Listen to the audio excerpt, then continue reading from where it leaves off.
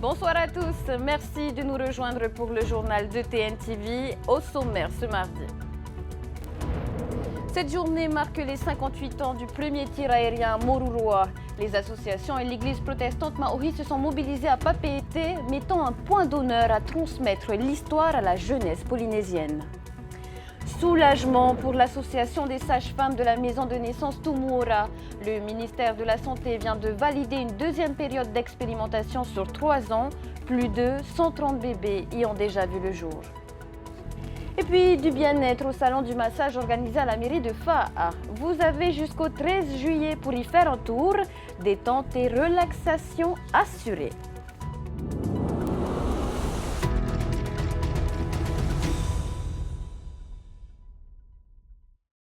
Comme chaque année, les associations et l'église protestante Maori commémorent le 2 juillet, date du premier tir aérien réalisé au Whenua Aldebaran.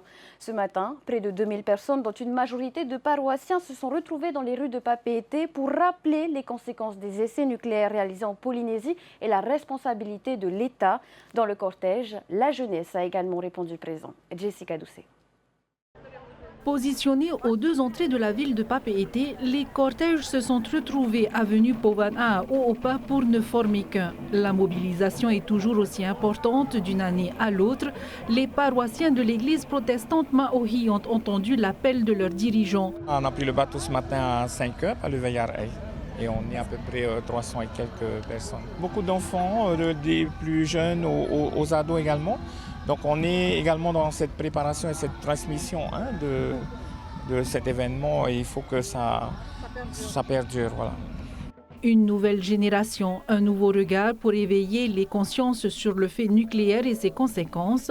La jeunesse s'investit de plus en plus dans ce devoir de mémoire. Avec toute la jeunesse, on a décidé de commémorer aujourd'hui cet événement, de défendre la cause aussi de Moruroa et Tato, c'est-à-dire de défendre nos anciens. C'est une façon pour nous de rendre justice et puis de demander gain de cause en tout cas. Pour les initiateurs de l'événement, cette manifestation pacifiste doit permettre de faire avancer les dossiers d'indemnisation des victimes du nucléaire, mais pas seulement. C'est l'identité du peuple maori qui est remise en question, c'est l'identité de notre peuple, la vie de notre peuple sur une durée aussi longue que la maladie radio-induite qui nous est imposée. Par ces radiations, par ces bombes. Et donc c'est important de se lever, c'est important de rappeler aux générations futures que son histoire ne s'arrête pas en 1996 ni en 1966. Son histoire continue et qu'il est maître de son histoire et de son destin et qu'il faut se lever. Si l'église protestante Maori a fait du nucléaire son combat, la relève en est persuadée, il y a encore du chemin à parcourir pour que justice et vérité soient faites. Dans la lutte en faveur des victimes des essais nucléaires, une proposition de résolution devait être examinée aujourd'hui en commission des institutions de l'Assemblée. Le texte propose une modification dans la loi organique pour renforcer la reconnaissance du fait nucléaire et de ses conséquences par la France. Déposé par l'élu Tavini Hinamueura Morgan-Cross, le texte a finalement été retiré par son propre groupe. Un nouveau clash entre l'élu et sa famille politique. Reportage de Nicolas Pérez. Depuis des mois, la représentante du Tavini, Hinamoeura Morgan, souhaite voir modifier certains passages de la loi organique. Plus précisément, l'article 6-1, qui concerne le nucléaire. C'est l'objet de la résolution qu'elle a rédigée. Dans sa modification en 2019, la loi reconnaît la mise à contribution de la Polynésie française dans la construction de la capacité de dissuasion nucléaire et la défense de la nation. Pour Hinamoeura Morgan, ce texte doit être plus global et doit être revu. Elle propose ainsi cette nouvelle formule, intégrant l'impact sur l'économie, l'environnement, la société et la santé publique en Polynésie française. Autre modification souhaitée par la représentante, l'expression « essai nucléaire » doit évoluer en ces termes, emploi des bombes nucléaires françaises à des fins expérimentales. Finalement, le texte de Hinamoeura Morgan n'aura même pas été examiné en commission. Le projet a été balayé de l'ordre du jour. Un nouvel épisode de friction entre l'élu et son groupe Tavini. Aucune nouvelle date n'a été fixée pour l'examen de ce texte. Pas de justice sans reconnaissance du fait nucléaire et de ses victimes. Dans son rapport d'activité de 2023, le CIVEN fait état d'une hausse du nombre de dossiers d'indemnisation déposés, 564 en 2023 contre 328 en 2022. Pour autant, le nombre de personnes reconnues comme victimes est à la baisse, passant de 174 en 2022 à 151 en 2023. Selon l'organisation ICANN, qui est le relais national de la campagne internationale pour l'abolition des armes nucléaires, cette situation reflète, je cite, la mauvaise volonté des gouvernements successifs de reconnaître la réalité des conséquences des essais nucléaires réalisés par la France. L'organisation appelle le gouvernement qui sera formé à l'issue des législatives à élargir la liste des maladies radio-induites, mais aussi à créer une nouvelle commission d'enquête parlementaire sur les conséquences des essais nucléaires en Algérie et au Fénois. Inquiétude levée pour ces sages-femmes et les mères qu'elles suivent. La maison de naissance Tumoura va pouvoir continuer sa mission. Son agrément qui arrivait à terme vient d'être renouvelé pour 3 années. C'est la seule structure au Fénois où l'on propose un suivi et un accouchement presque comme à la maison. Jessica Doucet, Naya Bennett. Ce petit garçon de 2 ans est né à la maison de naissance de Piré, un choix qu'ont fait ses parents après un premier accouchement dans un hôpital, une expérience réussie. Pour avoir expérimenté une première fois une première grossesse, j'avais envie de pouvoir en fait choisir comment accoucher. Pour accoucher le plus naturellement possible. L'environnement fait beaucoup sur ton bien-être. Beaucoup de mamans ont repris confiance en elles. Et les enfants arrivent dans ce genre d'endroit et ça peut que être bénéfique pour elles. Comme lui, plus de 130 bébés sont venus au monde dans cette structure en l'espace de 2 ans et demi, un nombre qui devrait s'accentuer dans les prochaines années. Alors que le doute planait sur l'avenir du Tumoura, dont l'agrément arrive à son terme dans quelques jours, le ministère de la Santé a décidé de renouveler la phase d'expérimentation pour 3 nouvelles années. L'arrêté a été signé le 28 juin, une satisfaction pour le personnel de la maison de naissance. L'expérimentation a été jugée positive de la part des personnes qui se sont occupées du dossier. D'un point de vue déjà des mamans, toutes les mamans sont satisfaites. Beaucoup, même je dirais une très grande majorité reviendrait accoucher à Tumoura. Et puis d'un point de vue économique aussi, on a œuvré pour que ce soit pris en charge par la CPS, que ce soit ouvert à un plus grand nombre. Et c'est plutôt rentable finalement pour la CPS d'avoir des accouchements en maison de naissance. Ouais. Un impératif vient cependant s'ajouter à l'arrêté, l'ouverture de cette prise en charge à toutes les classes sociales.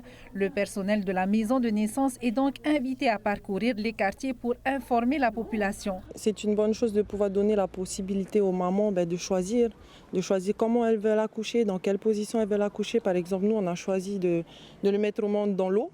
Donc il est né dans la piscine, ce qui n'est pas possible dans des hôpitaux. Donc oui, pour nous, c'est très important de pouvoir donner le choix aux futures mamans. Cette nouvelle rassure, les mamans peuvent poursuivre leur grossesse sereinement. Pour rappel, on recense seulement 8 maisons de naissance en France, la seule du Fénois, située à proximité immédiate de la maternité du CHPF, a désormais encore de beaux jours devant elle. Eux n'ont plus beaucoup de jours pour se faire entendre et convaincre les électeurs. Zoom sur les candidats aux législatives dans notre page spéciale.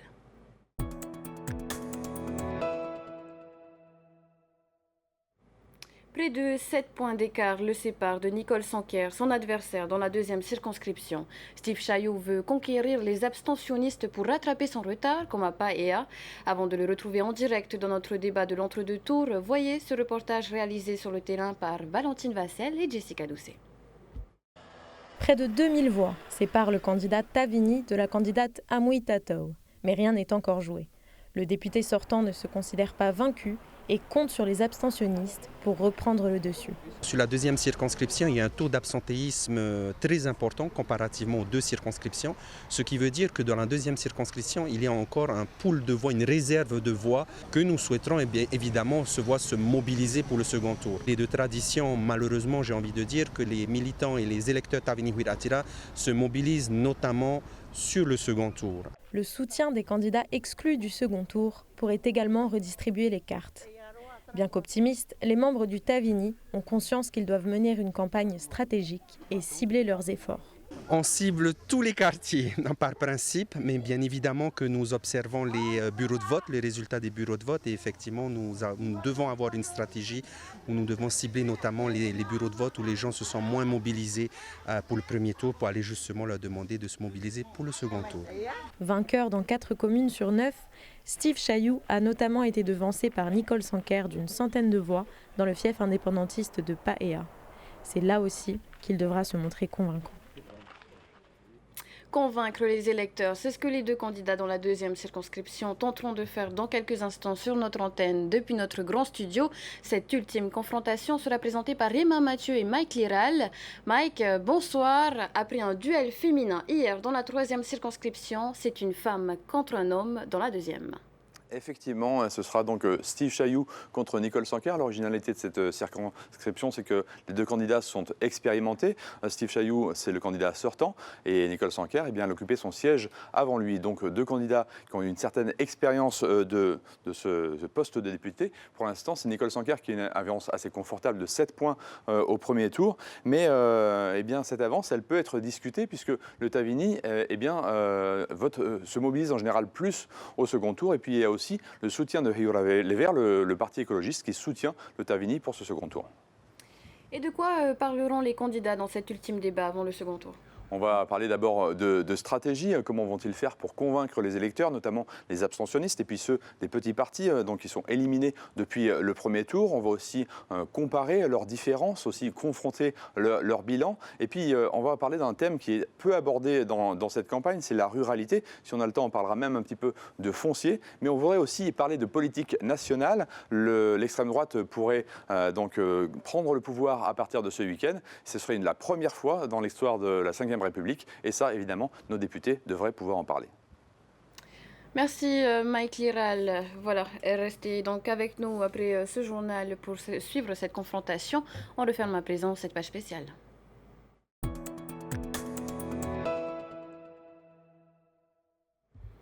Après la politique, place à la détente et au bien-être. Le salon du massage fait son retour à la mairie de Fa'a. Depuis hier, les masseurs de l'association Ta'atira Taurumi partagent leur savoir-faire auprès des visiteurs. Valentine Vassel et Désiré Teivao se sont rendus sur place. Des mouvements doux, une odeur de monoeil et un cadre apaisant. Ici, tout est fait pour favoriser la détente. Marissa, masseuse autodidacte, participe à ce salon pour la première fois. Ça a débuté avec les amis, le week-end entre amis, on se massait entre nous et tout. Et c'était une partie de plaisir de masser. Je trouve que masser les personnes, c'est leur donner du bien-être. Que l'on cherche simplement à se relaxer ou à soulager des douleurs, ici il y en a pour tous les goûts.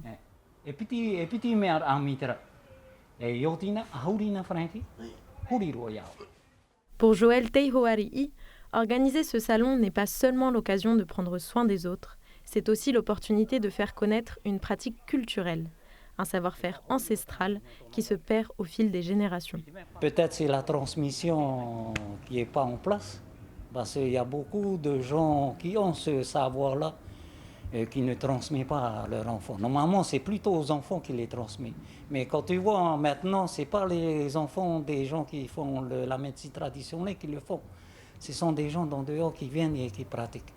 Mais maintenant, quand tu appelles des jeunes, il y a moins de jeunes qui s'intéressent. À l'issue des massages, démonstrations et dégustations de Ra'au Tahiti viennent enrichir l'expérience des visiteurs. Le salon restera ouvert jusqu'au 13 juillet. Autre rendez-vous, mais du côté du Parc Expo de Mamao cette fois. La 35e édition du Heiva des artisans a débuté le 24 juin. 70 exposants des 5 archipels vous y attendent avec des créations originales. Chaque jour, des concours et des ateliers d'apprentissage y sont proposés. Un programme fourni qui peine pourtant à attirer les foules. Sam Teinaure et Zene Banachi. Tu pourras le faire tout seul à la maison. Il faut le faire. Alors c'est un petit coup de main à prendre parce qu'il faut bien serrer les perles pour qu'il n'y ait pas de risque que le bracelet se casse. Et après, y a eu des petites techniques. Alors je pense que c'est en fonction de où on place les perles, enfin où on passe le lien dans les perles. Et du coup le résultat est plus ou moins différent. Il y a plusieurs sortes comme celui-ci qui est un peu différent, mais fait avec les mêmes perles finalement. Donc voilà, non, c'est sympa, très sympa comme atelier. Marie et les autres participants à cet atelier de confection de bracelets a payé pour la séance et cela lui permet de repartir avec sa propre création. Chaque jour, le Heiva des artisans propose ce type d'atelier qui permet d'animer l'exposition. C'est des choses déjà programmées. Moi, je suis là que pour attirer le monde à venir regarder tout ce qui se passe ici sous le grand chapiteau. Parce qu'aujourd'hui, il y a deux choses. Il y a l'atelier et il y a un concours. Aujourd'hui, il n'y avait que 2 artisanes qui participaient au concours de confection de paniers. Une participation aussi timide que la fréquentation de l'exposition. Selon le comité organisateur, les visiteurs qui font le déplacement ne repartent pas les mains vides. Finalement, tout le monde y trouve son compte. Les artisans vendent et les acheteurs peuvent prendre leur temps. Et à 2 jours du lancement du Heiva à Tahiti, on continue de présenter la préparation des troupes. Créée en 2015, celle des Tamar Irarumat Eino Mahina est fière de raconter l'histoire des jumeaux Tepane et Tepuatea, des Eito qui se sont battus jusqu'à perdre la vie pour sauver celle du peuple de Haavaï. Mereteato nous en dévoile plus. C'est à la salle de Matavai que la troupe Tamar Irarumat Eino Mahina se rassemble plusieurs fois par semaine pour harmoniser les voix. Avec le soutien de Mazingerle, 3 femmes membres du jury et expertes en Himinetumu, la troupe peut espérer conserver son titre. J'apporte la partie technique sur la façon de prononcer les mots, sur la façon de se balancer et en même temps vivre déjà ce que tu dis, ce que tu chantes. Et c'est un chanter en groupe et ça fait plaisir en tous les cas de rencontrer nos papas, nos mamans de Tamar Imahina. Le chant polyphonique des îles sous le vent est organisé de manière précise. 3 femmes entonnent le chant. Elles sont suivies par les Tourou Fa'arara. Ça fait seulement 2 ans. C'est ma 2e année en tant que Fa'arara. Dans le groupe, normalement, il y a les Fa'arara et il y a les Tourou Fa'arara. C'est-à-dire que les Fa'arara lancent le chant et les Tourou Fa'arara poussent le chant. Voilà. Oui, c'est important dans le sens où tout le monde compte sur toi. C'est dès que tu rates, le chant est foutu. Le maire de Mahina, Damas Tewira, est membre de la troupe. Il soutient fièrement les 3 groupes de sa commune. Vendredi soir, Mahina sera représenté par Ta'ai. Ce groupe ouvrira la soirée et avec ses 70 hommes et femmes, Tamar Irarumat Eino Mahina défendra son titre avec l'aide des jumeaux. C'est ainsi que l'on clôture cette édition d'information. Merci de nous avoir suivis. Tout de suite, retrouvez les débats de l'entre-deux tours de la 2e circonscription en français puis en tahitien. Vous pouvez également les suivre en direct sur notre page Facebook. On se retrouve demain à la même heure. Excellente soirée à tous. Retrouvez ce journal en replay sur notre site internet et notre application mobile TNTV.